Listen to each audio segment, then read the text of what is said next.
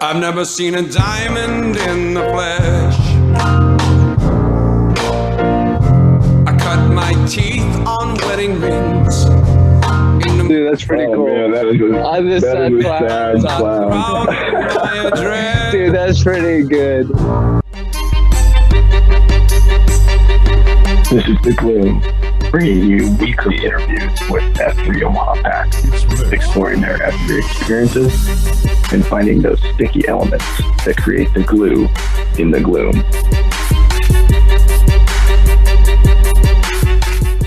Today we've got a man on the show that was recently the site Q out at the Maze. I think this guy's been doing F3 for maybe 3 years, a little over 3 years. I had the pleasure of just working with him on some kind of new AO, kind of site development out west, and just was awesome to see his leadership. So I know he's impacted a lot of guys in our region. So Barn Door is on the cast today, and Barn Door, you look great. He's sporting his F3 gear. That's right, got to represent. Yeah. Why don't you tell us, just, go back to the start, if you would, tell us who EH'd you and maybe about that first workout and how'd you get the name Barn Door? So I guess the true EH probably goes to my wife. I had no clue what F3 was. She didn't either. She just randomly saw it on Facebook, I think it was. And it turned out that Low Man is from our hometown of Columbus also.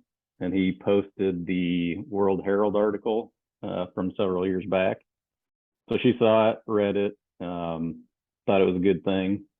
So she pointed it out to me. So then, of course, me being the engineer that I am, I go research all of it, see what it's all about. And then the next Thursday, I showed up to the Maze without knowing anybody.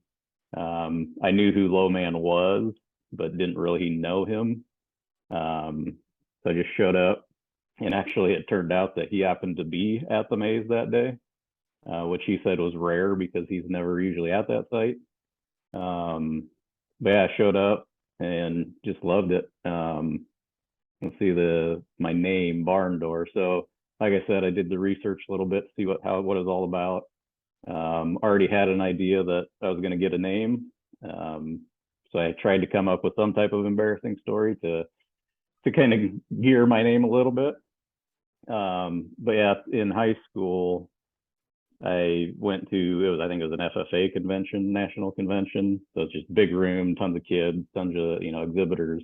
And one of them was, I believe, the National Guard.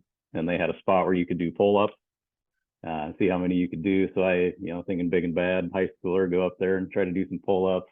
I don't know how many I did, but turn around, walk back to my friends. And then at that point, they proceed to tell me that my fly was down the entire time I was doing it. So I told that story. Nice. Yeah, I kind of had that nickname similar to that. It was actually Peaker through high school. But yeah, Barn Door fit. That's awesome. I didn't know. I had never heard that original name story. That's a good one. And did you tell him about the nickname Peaker or no? No, I don't think that ever came out during the Name-O-Rama. Okay. Well, Barn Door, I like that. That's a good fit. I think, I wonder if some guys probably think like you are a farmer or grew up on a farm or it has something to do with that, but it's totally not. I love that. No, definitely wasn't a farmer, but I did grow up, in Columbus. Is a pretty small rural town, so around a lot of farmers. So you came out, you knew Low Man, or you kind of knew of him. Was there anybody else there that you knew or that you were friends with outside of F3? No, nobody that I knew. Big one I had met years previously. Again, though, didn't realize he was in F3 or part of F3 until a little while later. But yeah, his wife is good friends with one of my friends' wife from growing up. So that's kind of how I met him several years ago. Okay. And I guess to go back to the pull-up story, how many did you do? Yeah, that I don't remember. Okay. It probably wasn't very many. Yeah. All right. Where were you at fitness wise when you came into F3? Were you already working out, doing some sort of fitness routine or? So yeah, I mean, coming in, in high school, I played, every sport. I was in pretty good shape until my senior year. Then senior year, I just played soccer and then got a job. So I kind of got fat and out of shape then, or started to anyway. And then, of course, the college route, it just adds on there.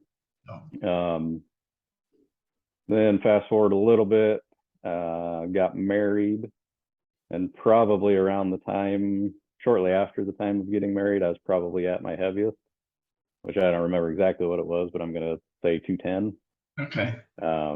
Which at only 5'10" tall, that's a lot. So I started doing some stuff mostly just around the house, down in the basement, telling myself that I was working out, but it was really just going down and walking on a treadmill and watching a show on the iPad or something. So it really wasn't getting that involved in physical fitness there. Yeah. So the first workout, do you remember who was leading, or was it challenging for you, or what was that? Oh yeah. So ethanol was the cue. Again, didn't know him, had no clue what to expect. Low man kind of took me under the wing since he was there. And I remember about midway through passing out, and Low man kept telling me, you versus you, don't worry about it. So I actually walked back to my car to get some water and sit down for a couple minutes, but then jump back into it. Nice. And so, for maybe other guys that have had that same experience, I mean, do you feel like a lot of support and, was anybody give you a hard time, or what was that like? No, everybody's always been supportive. Everybody always says it's you versus you, and don't worry about the guy that's running, faster than you. There's always going to be somebody that you can run with. Yeah. Well, and now, I mean, before we started recording, we were just talking about Iron Packs Challenge. So you've made quite a bit of progress. What's been kind of your journey, or how have you gotten to where you're at today? What have been the things you've been engaged with? So like you said, I started about 3 years ago. It was actually beginning of September when I started 3 years ago. I think I jumped into one of the IPC weeks that first year and thought it was nuts. But then, of course, by year 2, I was all about it and ready to go. Yeah. And now, when I started F3, I would only post, maybe a couple days a week, kind of eased into it, didn't want to kill myself.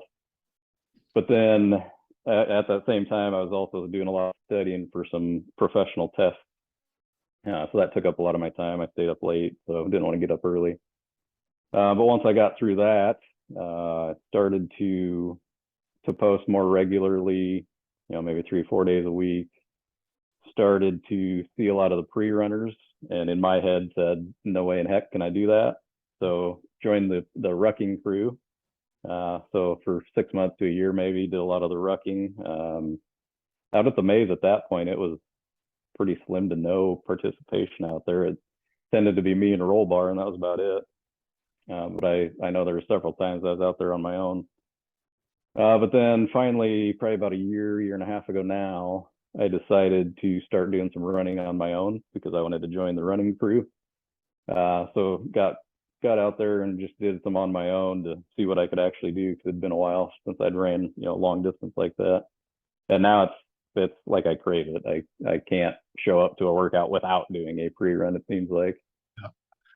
Yeah, I love that. It's so funny. So it's funny you mentioned Low Man, and I don't know how many guys know this, but the way the pre-run started was, somebody had done their VQ, and it wasn't the most challenging workout. And so Low Man and I were like, well, we still want guys to lead, and we don't want them to feel like they have to make the workout really hard, but we still want to work out. And so we were like, how could we do that? So we just said, let's show up early and run. And then it just kept getting earlier and earlier. And we're like, this is crazy, but it's really taken off. And I hear a lot of guys now, they like the second F from it, but you've done rucking too, which also has a really good second F component. So what's your, as you kind of compare some of the different options for guys, what do you like the best, or how would you kind of guide someone to pick one? Or try them? Yeah, I like both options for, obviously you're getting some physical fitness in, but yeah, the second F, I'm one of the guys that can't go to coffee too often. Mhm. So for me to get that second F, it usually has to be before the workout or, the little bit that you get during the workout. Yeah. So yeah, like I said, it started with that rucking. And almost anybody can do a ruck. You don't have to go out there with 50 pounds. You can start with 10 and work your way up to whatever you want to get to. Yeah. So that really is open to, pretty much almost anybody. And it's a great way to get, half an hour of second F time in with whoever you're rucking with. The pre-running, if you're just starting out, it might be a little harder to get the second F in because you're trying to catch your breath the whole time. But once you get used to it, you can definitely get a lot of second F there too. Yeah. So kind of where you started from a fitness perspective and where you're at today, you feel like you've seen some pretty significant improvements, or how would you see yourself today? Oh yeah, it's a world of difference. During the pandemic, was working from home, and that's when I really started to focus on kind of the eating aspect of health. So I really started to kind of do some reading and research there, started to actually pay attention to what I was eating. And during that year, I dropped about 20 pounds. Wow. Prior to that, doing F3, I was dropping a few pounds here and there, but nothing major. But yeah, from my peak, I'm probably down about 40 pounds total. Wow. Good for you. So yeah, it's definitely been a game changer. That's awesome. Well, and so did you do Queen service throughout any of that, or? I've done, I think, 2 of the Queen service rounds. My problem there is at the start, I think, oh, I got plenty of time left. And then by the end, I'm like, oh, crap, I'm not going to hit my goal. Yeah. But yeah, I did do it a couple times. It's definitely evolved from what I've been seeing. So they're doing, trying to do a lot more accountability through it and kind of forming your own little Queen service shield lock group, which is probably more beneficial than when we first started it. Yeah. Yeah. It's amazing just hearing all of the different things you've participated in. I mean, it's, no wonder you're still here and engaged and, helping us to lead new sites, but just curious from a fellowship perspective. I mean, have you been able to develop some close relationships or get into a shield lock? Or, I mean, it sounds like you've done all these different activities that have a huge second F impact, even without being able to go to coffee. So what's been your kind of journey there from a fellowship standpoint? Yeah, so it really kind of kicked off when I got a little bit more into the running side, showing up, doing a lot of the pre-runs, and then really started to form relationship with Cheap Seats and Gator and Blades on those pre-runs. Yeah. And then shortly after that, us 4 plus Mufasa decided to start our shield lock. So the 5 of us are in a shield lock, and we try to meet on a regular basis. However, it seems to be a lot more difficult than it probably should be. Yeah. Just with everybody's schedules and everything. So yeah, we had the intention of meeting about every 2 weeks, but it turns into about every 2 months. Yeah. So yeah, it's been, shield locks are great things though. You form that close bond. You got somebody, to ask advice, to hold yourself accountable. You can do whatever you want in that shield lock. You can go through the Q source. You can kind of do your own thing. You can do a Bible study, whatever you really want to do, in your little group. Tip your O. That's awesome. What so of all those guys, Mufasa's the only non-runner, huh? Yeah, we like to give him a hard time and try to get him out on some pre-runs every once in a while. Oh, that's awesome. Have you guys, how have you formatted yours? Just kind of curious, because I know guys out there are doing different things with shield locks, but do you guys have you gone through the Q source, or what's been your kind of format? With the kind of non-sequential meetings that we've had, we have started doing some of the the Q source, but not very consistently. We've done the 8 block. Yeah. A few different times. I think one of the last times we met, we actually ended up going to Gator's house for coffee, and he threw out a suggestion that he had done before, where you go around your little group and you make a comment to each person, one thing that you like about them or that they've done good, and one thing that they could improve on. So we went around and did that with everybody, and that was kind of not necessarily eye-opening, but it's just good to hear it come out of somebody else's mouth on something you're doing good at or something you can also improve on too. Yeah. Wow. And those are the kind of relationships that really promote, male community leadership, right? I mean, having guys that know you and can give you feedback and or correction like that. I love that. I think it's great. Yeah, when we do get together, we usually try to kind of do our own little beat down before we actually meet. So what we tend to do is have our own little beat down, and we've got a queue that's in charge of it. But then the actual beat down itself, we each take like a 7-minute block and come up with our own little 7 minutes of the workout. Nice. And we don't tell each other in advance.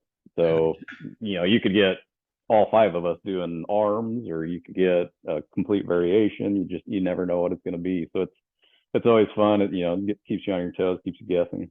Yeah, I love that. My shield lock normally will run beforehand, but then we kind of do a random, rotate who's leading, kind of a COT kind of thought-provoking thing to talk about. But they won't let me lead because apparently I talk too much. So I don't know what that's all about.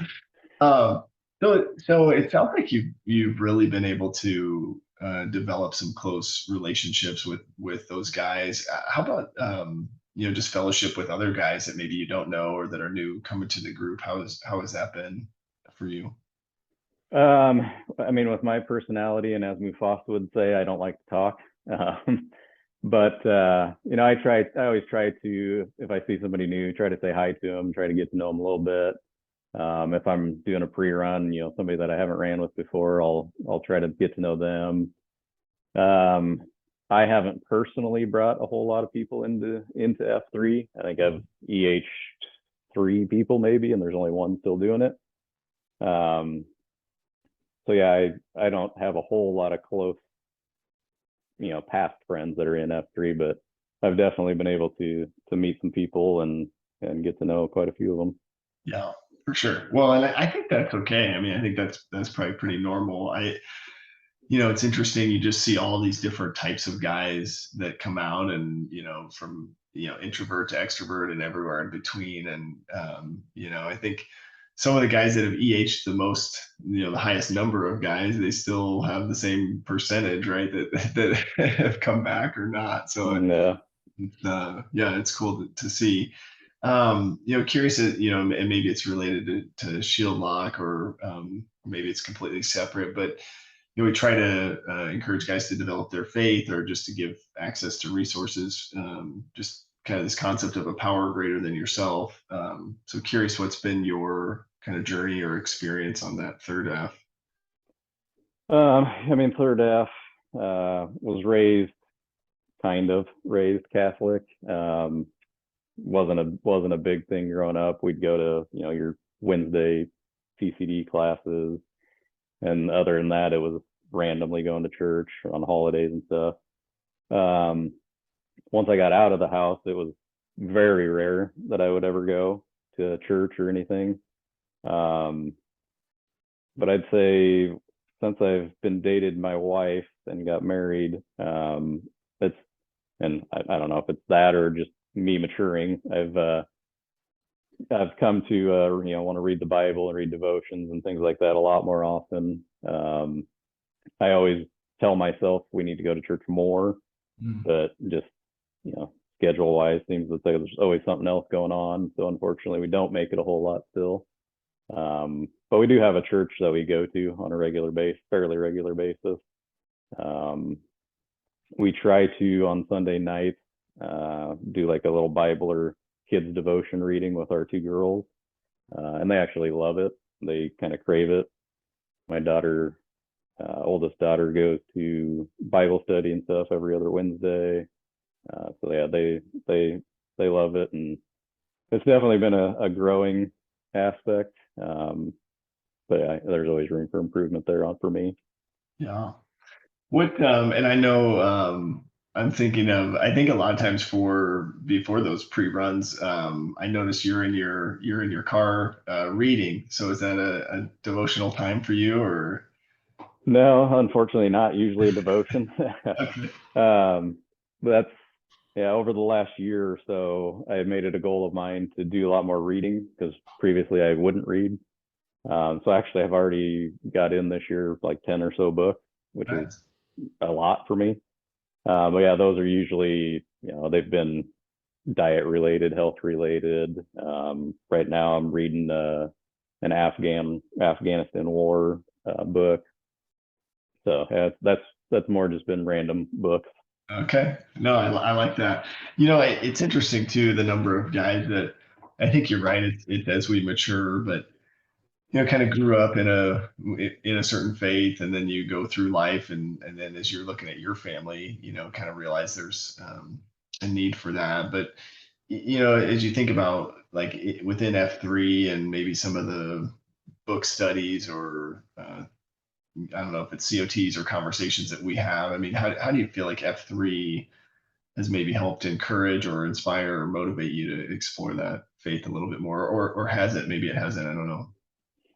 No, I'd say it definitely has. The COTs, just hearing other guys' stories, hearing them, pray it out at the end. That really just brings it to front of your mind and makes you think about it. I haven't in the past been a big, public led prayer guy.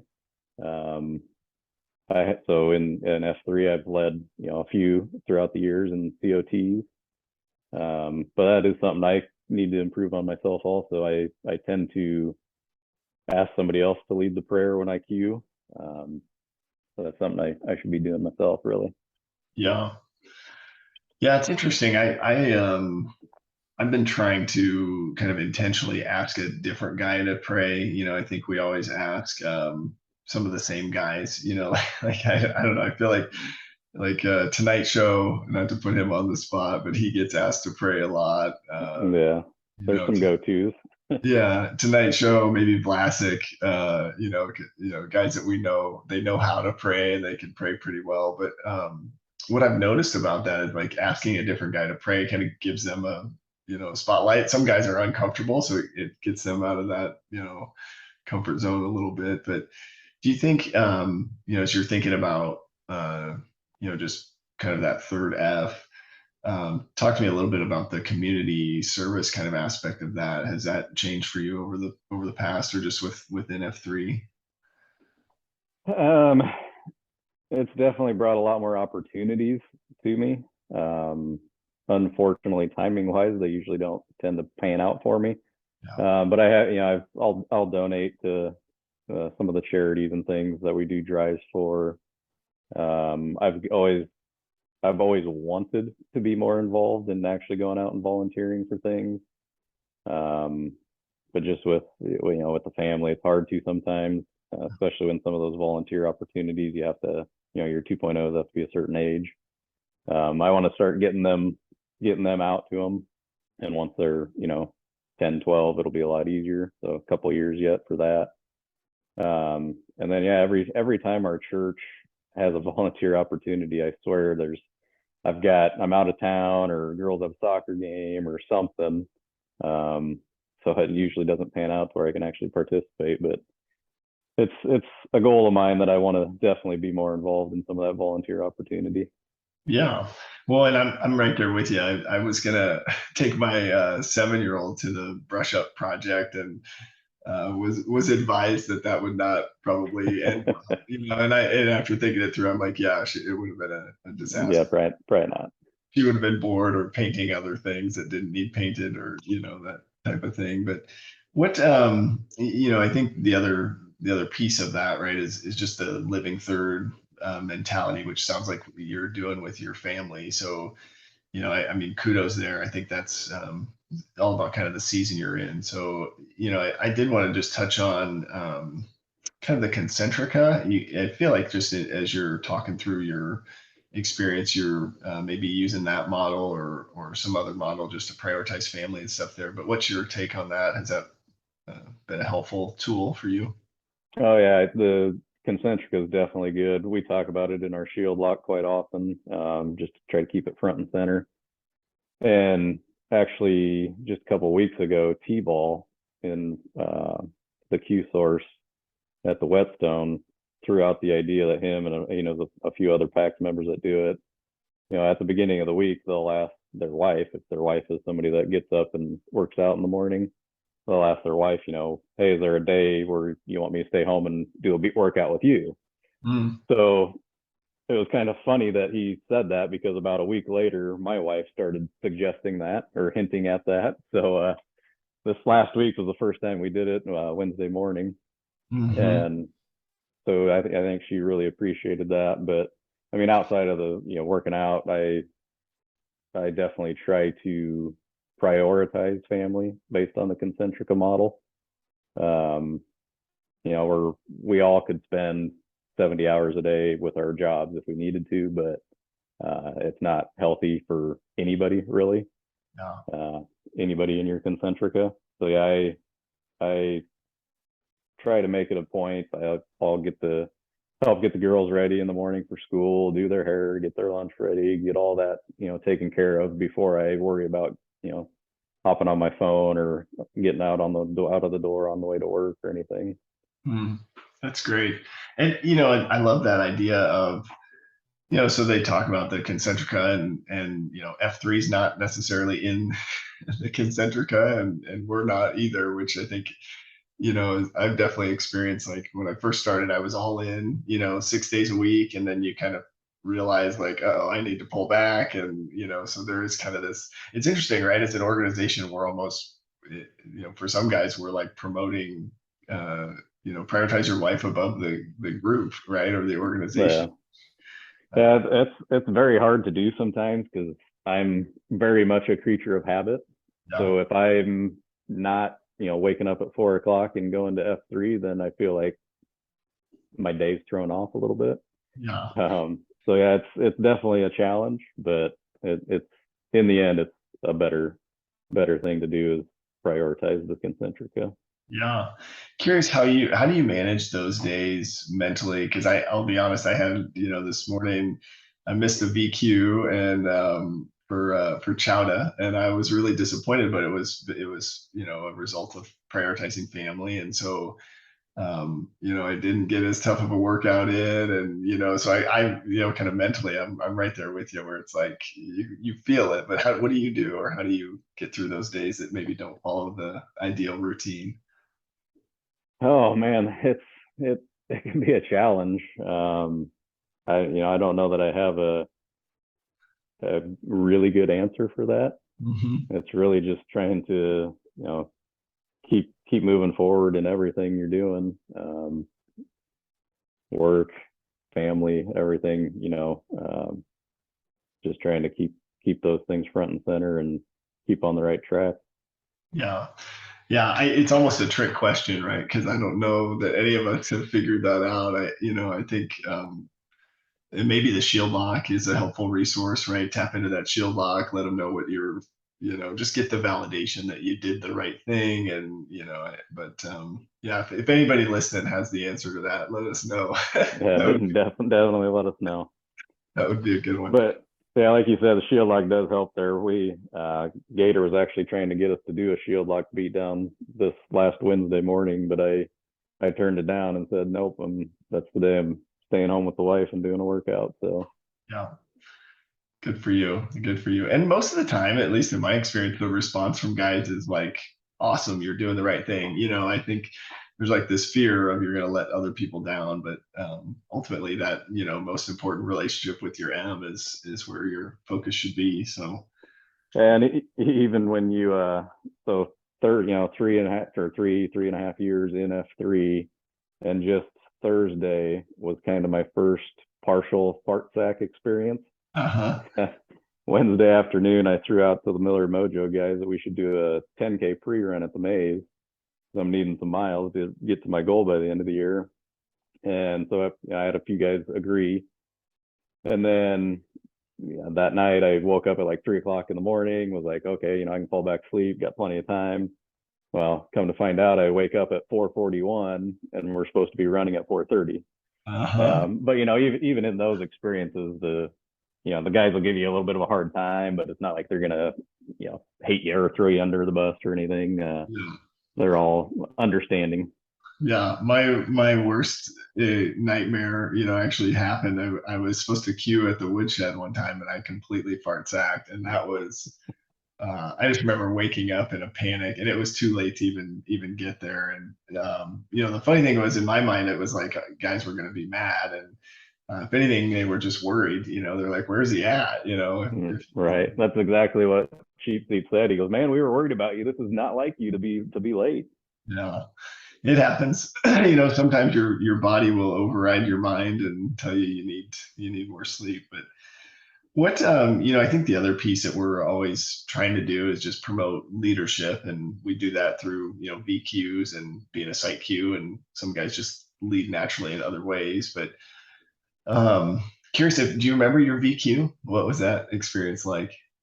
I don't remember the VQ a whole lot, but I actually did just recreate it last week at the Maze. Okay. All I remember about the actual VQ is that it was January 2nd, so it was kind of like a New Year's beatdown. And I'm pretty sure I did it at the Maze. Yeah. And it was, I had to plan for snow. Mhm. So I wasn't exactly sure what the weather was going to be like. So we just kept it pretty simple. Just kind of did an Indian run around the little neighborhood there. And then the beat down was a station on the north end and the south end of the parking lot. That way we could keep it kind of in the parking lot if it was snowy. But yeah, we recreated that just this last week. And the only modification I really made was that I moved it to the football field so that we had a lot more distance between the two workout stations. And that was really the only thing I modified. Yeah, that's awesome. Well, and I think, gosh, the Maze. You've been going to the Maze for a long time. So do you remember the I feel like Ethanol had several where he led a deck of cards in the snow and was trying to toggle his phone with his nose or. He probably did those back before I was coming out in the winter. Oh man, that was my early days. Yeah, no, that's all right. I think the Maze has always been, and for guys that don't know, the Maze was really our first Thursday site, although there could be some debate as to we had a Thursday evening site down at Stinson Park at one point, but I think as you look at the Maze and you look at all the different site queues, and so you would have been fourth or fifth generation site queue. Fourth. Yep. What was that process like, taking over the site and just leading the guys there? Yeah, I think it was on a pre-run. Maybe it wasn't a pre-run. Maybe it was just a warmer run. But Sasquatch was the site queue at the time, and he was looking to start finding somebody to take over. So he mentioned it to me on one of the runs there, and my immediate answer was no. Just because I had, didn't know what was involved, didn't know anything about it really. So then I put more thought into it after saying no immediately, and got to thinking, and I was like, why not do it? I'm there pretty much every single Thursday anyway. There's probably not a whole lot involved with it other than finding somebody that leads the workouts each week. So then I talked to him a little bit more about it. And, after I got a little bit more of the facts, it was a kind of a no-brainer. Pretty easy task. Yeah.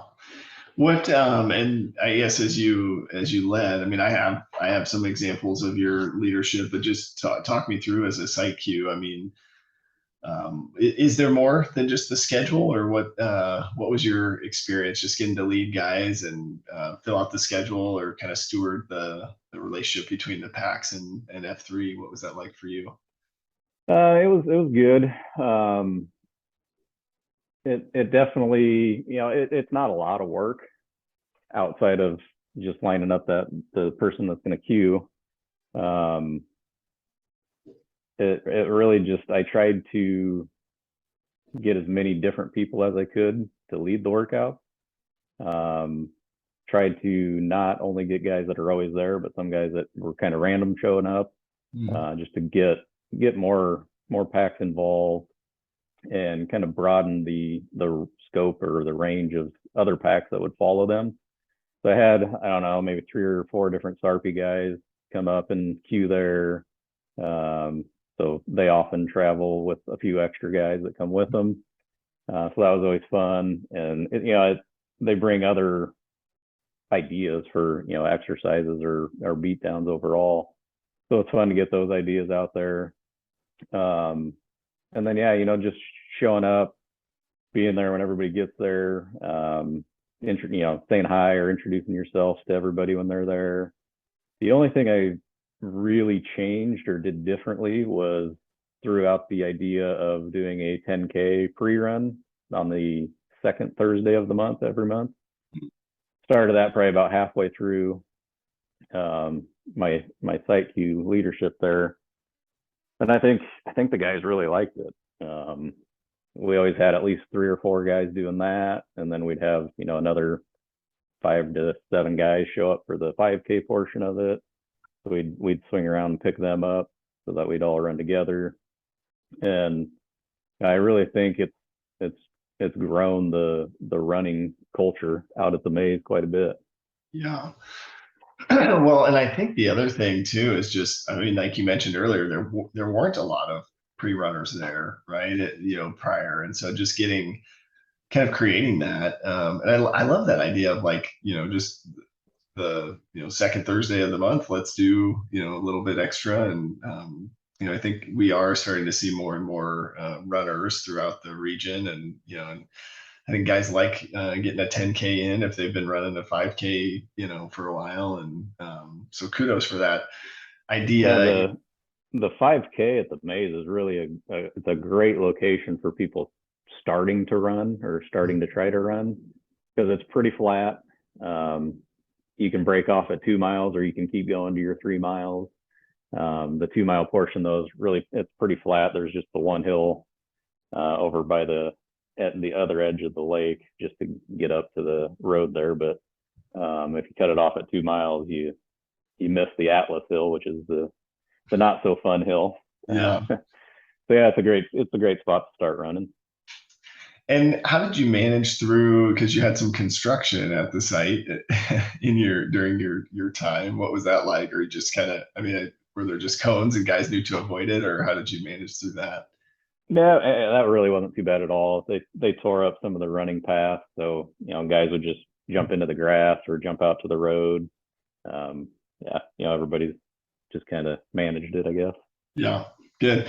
The other thing, and I don't know if guys, if everybody knows this, but when so the maze, as you were the site queue, started having a ton of numbers, as far as the number of guys posting every week. And so, it wasn't too long, we started looking at it and we're like, okay, we need another option out here, because we were getting in the 30s, and I think what was so helpful, I think at one point, I remember a text from either you or Gator that just was, here are the numbers for the last 8 weeks, right? It was like, 33, 34, 30, it was just, and then maybe one day at 28. But it was really clear that we needed to do something. And so I guess part of my question there is kind of the data management, or how are you doing that, keeping track of the attendance there? What was your strategy? So actually, Hard Hat, when he was the site queue there, started a Google Doc or spreadsheet, and passed it on along to Sasquatch, and then I got it from him. So I just used that, and I had spreadsheets, F3 spreadsheets, help me automate some of it. Oh, cool. So that way you can put in some of the names. So each week, I just go through the Namerama video, add each person's name into the spreadsheet, and then make sure that they're on the next tab so that their name gets read automatically, and then it keeps track of when was the last time they posted, how many times have they posted, how many times have they queued. So it keeps a lot of that data automatically in that spreadsheet.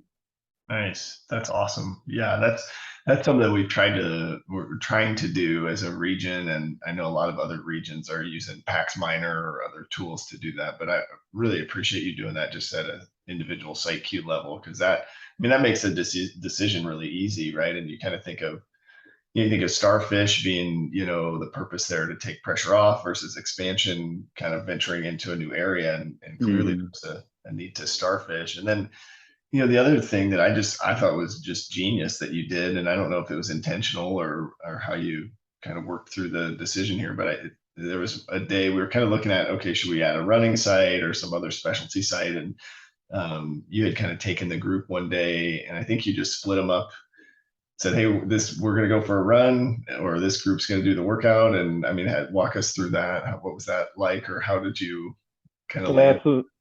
You and I and Gator were already kind of talking about what we should do there, and the idea of the running site was thrown out.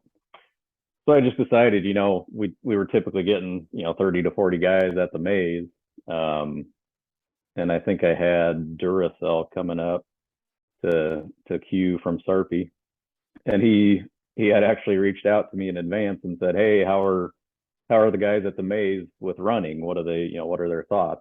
If I come and lead a running workout, is that okay? And I said, yeah, go ahead and do it. But then I suggested to him, I said, hey, there's some guys that may not want to run, 3 miles during the beatdown. So why don't you come up with a running beatdown?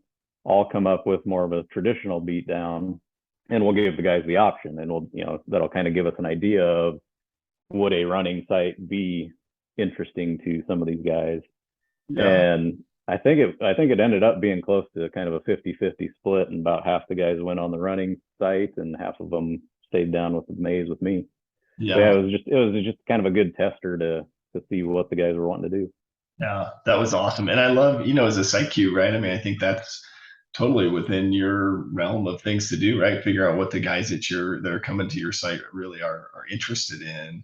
And that helped us to launch the Labyrinth, just right close by. That's a running AO. So I don't know, that was super helpful. And I think just that you took initiative, kind of free to lead, and did that yourself was so cool. Because I think, I don't know, sometimes it seems like guys are waiting for somebody else to tell them, what to do. And that's you serving the packs, kind of another third F example there. So I love that. And then I think the other piece, that was also really cool was just getting feedback from the guys at the maze, like, where would they go as far as location. And I loved some of the feedback that guys said, add another site, but if we can keep coffee together, let's do it. And that, I think, was really just the history of the site and the guys that traditionally have gone there. It was just really cool to have that as a priority for the packs. But what, as we launched the Labyrinth, the other thing you did that was so cool was you encouraged the guys at the maze that day on the Labyrinth launch day to come up for kind of the COT or the official launching. But what was that like from your perspective as you kind of saw that come to fruition? Yeah, it's since the sites are so close, it's really just a great way to encourage your fellow PAX members to, on whatever it happens to be. That time was the launch. I believe it was the Obi-Wan flag pass for the maze. Mm-hmm. The Labyrinth guys came down and joined us for the flag pass.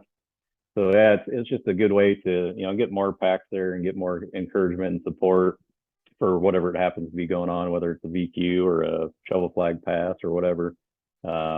Just a good way to get that extra support. Yeah. It was cool. Well, I appreciate your leadership there, and curious, as you were looking for a successor, what kind of process, or I don't know if criteria is the right word, but what were you thinking through, or how'd you land with Obi-Wan? I wasn't thinking about it a whole lot at the point, but Gator kind of got into my ear and said, hey, you might want to start thinking about it. This was like towards the beginning of summer, in the spring maybe even. And you just said, hey, you might want to start thinking about who you're going to pass it to, because we're going to be opening a lot of sites. And whoever you're thinking about might get pulled in to open one of those sites. So you better get on the ball and grab them before they get pulled into that. So then I started thinking about it, and, Obi-Wan was really a no-brainer in my mind. I've known him for like 10 to 15 years, something like that. Because he actually worked with me here at Schnackle Engineers, and then we kind of parted ways. And ever since I met him, I've seen nothing but growth. I've kept in touch with him over the years, just through industry events and stuff. And then he remembered me talking to him one time about F3. So when he was, really interested, he actually reached back out to me. So I filled him in a little bit more, told him about which sites would be closest to him. So then we lined up, getting him out there and getting him at the maze. And then even in F3, he's done nothing but grow. Started coming out. I think it was maybe a few days a week at first, but quickly grew into multiple days, if not every day. And again, he jumped into the pre-running group pretty quickly. Got started in that, and just I could see, I was probably about the only guy he knew that I'm aware of anyway. But he didn't care. He got out there, he met guys, got to know them, got into his own shield lock pretty quickly. So yeah, it was just kind of a no-brainer that he's a good leader and has good growth potential there. Yeah, I had a chance to work out with him yesterday. He was in my group, and he asked a really good question. I noticed that about him. So I think you picked a good leader there to take over. Curious too, if you think about just, F3 Omaha, you've been in this for a while, and we've grown a lot, and a lot of organizations have kind of this 4-year dip, they call it. And, so we want to look at retention and, still expanding and growing, all that sort of stuff. But what sort of advice or, words of wisdom or insight or things do you think we should be making sure we're paying attention to, either as site queues or just as packs in general? Really just kind of staying involved. Really, if you know somebody that was coming out and now they're no longer coming out, reach out to them, just kind of see what's going on, check in with them. It may be as simple as, their life got busy and they couldn't come out, and then they kind of forgot about it. And a little reminder would help get them back out. But then even just at the workout, really living up to the pick up the six mentality is a big thing. Long neck, he's a new PAX about a month in or so, and he decided to do one of the Iron PAX challenges a couple weeks ago. I think it was week 1 or week 2, and he told us that during that beat down, after one round of the square, he was just shot. And Diddy, basically gave up his time, his reps, whatever it happened to be, and got over there and just did every single workout, every single exercise with Long Neck. And Long Neck shared with us that he goes, that right there is what solidified it for me, that F3 is not just a workout group. It's much more than that. Yeah. So just continue to pick up the six, always give them support, no matter what it is, whether it's in the workout or in life or whatever it happens to be that they need picked up in. And I think just continuing that will keep continuing to grow F3 in Omaha here. Yeah, man, I love that. And I do like that about Iron PAX, is there's those examples of picking up the six are just, I remember Bloodshot, several years ago was the six, and you just saw this swarm of guys go to support him. And I agree, that's such an impactful moment that probably does solidify, for those guys. So that's a good reminder. I find that sometimes I will, you're running to the next spot or whatever, and there's I don't know if it's a temptation or you kind of forget about the six, right? And you kind of stop and start talking to one of the other guys you were running with. And so just, that reminder to each other, like, hey, let's go get the six, let's, it's just kind of that constant reminder that there's always somebody that we can be picking up. And I just witnessed it again this morning at Iron PAX. At the end, there wasn't one guy running over the finish line at the end. There was 5 guys running over the finish line at the end, just helping that last guy through. So it's definitely worth doing that, and it'll continue to grow F3 Omaha. For sure. Well, I appreciate that that insight and advice. I think that's really, really good. I think, the other piece that we like to get from guys, a little more on the kind of the fun side here, although I think it's all fun, but and I wish Pony was on today so he could give me crap about asking these questions. But what over the years, what's become kind of your favorite and your least favorite exercise? What are some of the things you like to do or don't like to do? Oh, you're gonna hate this answer, but I'd still have to say burpees are my worst. Yeah, that's right. Yeah, I mean, they're not bad. I can do them better than I used to, but yeah, they still suck. Yeah. And most favorite, I don't know. It's a hard one there. I think I've kind of been come to know for Mike used to do a lot of running. So even a non-running AO, I'll still get somewhere between 2 to 3 miles in with the guys. Nice. And it depends what we're doing. So yeah, I'd say maybe running is high on my list of exercises. That's awesome. I love that because it started as something you didn't think you could do, and now it's like it's your thing. I love that. Oh yeah, I remember years ago having the mindset of a 5K, no way, I'll never run a 5K, and now I run one dang near every day. Yeah, that's awesome. That's really cool. And burpees, it actually came up yesterday. We were talking about they're bad for your back, and Armbar posted something that says there's really no benefit. And for me, it's just the suffering. I need some level of suffering and sweat to kind of get to the end of myself. And so I don't know. I think there's some cardio. I don't know. You'll get a lot of them then tomorrow when you do iron packs. Yeah, good. What the kind of the last question, and this is really more for you.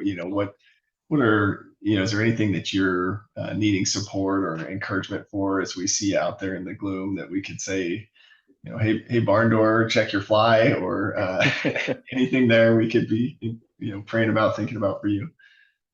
Well, I hope in the gloom, I hope I don't have a fly, because if I'm working out in jeans, it's probably not very comfortable. But yeah, just nothing really specific. Just kind of push me to get out of my comfort zone. Yeah. I like Mufasa, like I said, and Mufasa likes to give me crap for not talking. So yeah, get me one-on-one, get me talking, and I'll talk with you. Okay, good. No, I think that's good. Get on a pre-run with Barn Door and have some good conversation. Well, there you go. This has been really good. And anything else that maybe we didn't cover, or anything you would like to share with people that are listening, just any thoughts or anything there? I can't think of anything.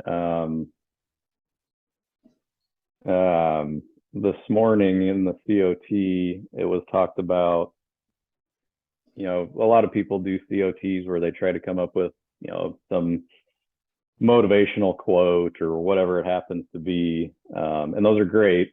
They've got their place. But COTs are also beneficial when you're vulnerable.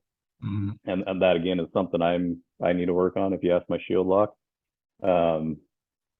So just being vulnerable in your COTs, that again is a good way to make those strong connections with the fellow packs, and convince them to maybe reach out to some other guys that they know that could use some of that and take some of that advice, or give you advice, whatever you're sharing about. Yeah, man, that's phenomenal advice, because I think there's a tendency maybe to have it be inspirational or motivational, and I think it's super inspiring when you hear a guy just be himself and be honest and kind of lay it out there. And, I think, that's something we could all do a better job of. So thanks for saying that. Well, this has been great. And if next time I see you, I'm going to ask you, maybe I'll ask you a really vulnerable question, one-on-one, kind of 2-for-1 there. We'll take us out in a name-orama here. I'll start us off. Brandon Flehardy, 36, The Plague. The Plague. Lane Mesek, 39, barn door. Barn door. It should be a zipper sound, right? Instead of an actual barn door, right? I don't know. Yeah, I think there's been some guys that tried the zipper sound, but I don't think it stuck. Okay, just the barn door creak is the. Yep, Well, that's what stuck. That came from Tater Tot. yeah. Well, this